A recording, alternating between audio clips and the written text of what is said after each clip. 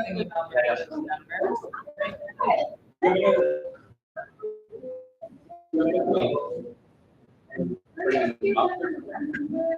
Yeah, I just pitched you his number if you wanted. Yeah, he's right. He's probably gonna be like right on the front. You want me to wait on the street or an elevator? Elevator. And you can just send him a text and say that you're the one that's waiting for him.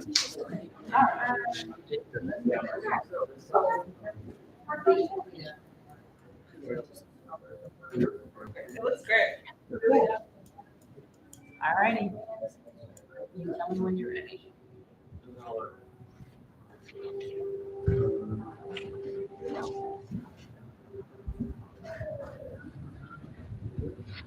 All right, say hi to the camera real quick. Hello. You just tell me when you're ready.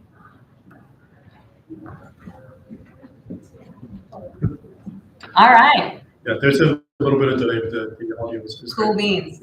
Hey friends, I'm Nicole Johnson. My pronouns are she, her, and I am founder and creative director of Harriet Tubman Effect. I'm coming to you live though from the Broadway Advocacy Coalition YouTube page because we are such great partners and I'm so thankful. I got a lovely team of people here to spend some time with. We've been at the Feel Good pop-up for the past 3 hours. People have been doing some meditation, some sound bath work, a lot of snacks, a lot of drinks, a lot of just like trying to feel good in the midst of this lovely season that is Tony season for many of the people in our industry. But then we have a lot of people across several industries that are part of the Harriet Tubman Effect community who are all really interested in dismantling systemic oppression. And I'm really thrilled that we get a chance to have a conversation with you towards the tail end of our Feel Good pop-up. Also wanted to thank the lovely Jeff Whiting from Open Jar Studios and Gignition. Jeff Whiting is a part of the Harriet Tubman Effect community, as many people across several different industries are when they're trying to navigate what it means to look at a system, tell a really strong story about it, and try and find the details, the characteristics of the issues that you're experiencing to maybe shift them, to transform them, to offer a new way of thinking and offer a new way of growing. And so the people on the panel today are going to speak a little bit about what it means to engage with the system and to build perhaps a creative initiative, to build some technology, maybe to build even a full-on organization, and then take that into part of our theatrical industry in a way that no one maybe has done before, ways that people have tried to do before, but have maybe had a couple of challenges. I'm going to have everyone on the panel introduce themselves a little bit, tell you a little bit about what they're up to and their positionality when it comes to this space.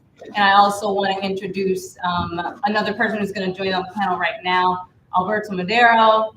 You come on in.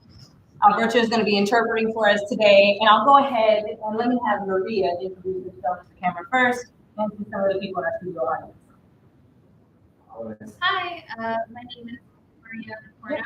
I am the founder of Broadway, Access Broadway NY. Sorry about that, but I'm working with HTE.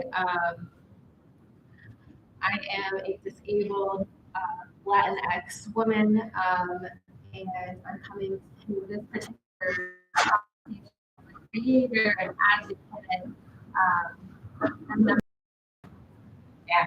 And I'll go to Ari and then we'll go over to Adam. And Alberto, whenever you want to, you can also sit. Yeah, you can sit right here. Sit right here. Yeah. The camera will pick me up. Yeah. Feel free to introduce yourself and go ahead and sit right there. Ari, go ahead and introduce yourself. Hi, I'm Ari. It rhymes with I'm sorry, I mispronounced it. Pronouns are he, him, his. I am an actor, director, educator, and solo performer. I do a show called Place for Us, a celebration of Jewish Broadway that I've taken all over the country. But I am also a community organizer for Jews, both outside of the theater space and specifically in the theater space. Yeah. Good to have you. Hey everyone, my name is Adam Hyndman. I am a performer, an artist, an interpreter, but also a facilitator in producing, in activism, in ecosystem building. I come to this space as a queer, biracial man who has really found spaces of affirmation through intersectionality. So my space in the arts is really about translating, being a liaison between different stakeholders and empowering all of the industry to understand their place as stakeholders. Yeah. Alberto, do you mind also introducing yourself? Sure. Hello, everyone. My name is Alberto Madero. I'm a coda, Latinx, Black. And I'm here as an interpreter to interpret this beautiful event. Good to have you. So, as I was saying, storytelling is a major component of what we do at Harriet Tubman Effect. And so I'm going to be asking everyone on the panel to share stories. Ideally, these stories will inspire you to kind of navigate your circumstances in dismantling systemic oppression, or maybe just offer some inspiration and encouragement to know that this work is actually happening, that people are consistently doing this, and that these are people that we should be really proud of, that we should celebrate. And that you should contact and support all of their work after, if there's anything that you can step right into. Yeah. So let's jump in. Would love to maybe hear Ari, if you could start off with us. Ari is also going to be featured on Harriet Tubman Effect's Edify conversations about storytelling. So tell us a little bit about a particular initiative that you've been working on that is perhaps preventing a particular ism in some way. Tell us what the ism is and what the story is around it. Sure. So I think the ism that I face the most is anti-Semitism. And there were the protests outside of the Bernard V. Taylor's Theater while the parade was still in previews. And the day after those protests happened, for Jews within the theater community to gather, process what happened, not necessarily to find a way forward, but just to kind of gather and reflect on what happened and allow ourselves to be seen and heard and held by other people who are like us. And one of the things that I had talked about was that while it is important to fight, to know what it is you're fighting against, it is equally, if not more important, to know what it is that you're fighting for. And so in everything that I do, I'm both trying to fight against anti-Semitism, but also trying to fight for the acceptance of Jewish expression in all its forms. And one of the things that means is creating spaces and creating systems and places where if you keep kosher, if you love bacon, if you are religious, if you don't believe in God, if you identify as a Jewish person, if you identify as a Jew, that there is a space for you to come home and to feel welcomed and seen and safe. And so that's what I try to do.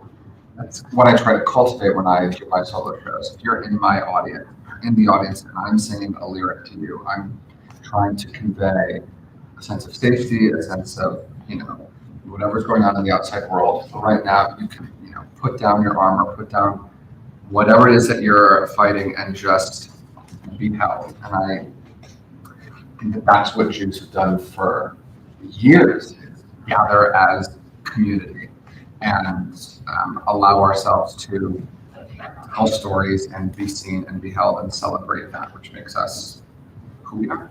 Yeah, and the creativity part of it also somehow finds its way in a lot of the technology work that I think that Maria is up to. So would you maybe tell us a story about the ableism that you're experiencing, in addition to how you then combat that through the development of your technology?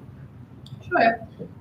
So my company, Access Broadway New York, we are developing what's called Act One Access, and it is a program that does closed captioning, open captioning, audio description, and open audio descriptions for live theater venues.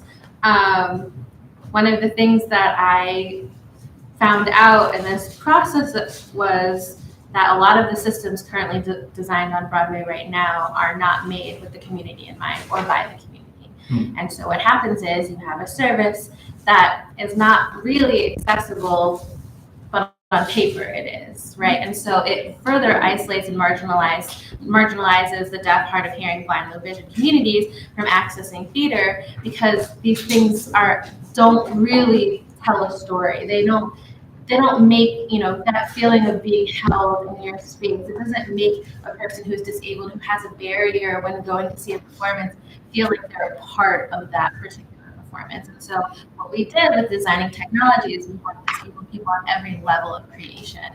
So like from the start, designing the software, designing how it interfaces, designing the key components and holding even just the tablets is all designed and created by disabled people. And so when we've gone out on the road, I'm currently on tour, we've seen different disabled communities across, so far New England and the Midwest. And, the response has been like, this is the first time that we've ever felt like we're a part of these decisions.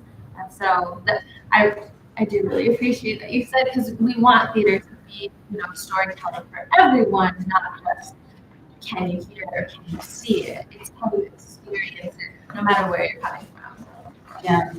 Adam, what are some of the storytelling initiatives, creativity, technologies perhaps that you might be implementing across several spaces?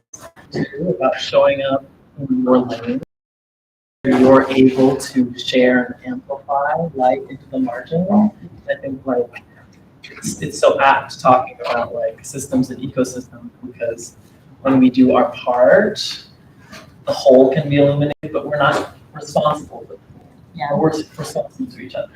So one of the stories of trying to contribute was in the build of what is now the industry standard group, and it's actually theatrical capital, which is what we really believe is the first accessible community investment and producing model for Broadway and the commercial world.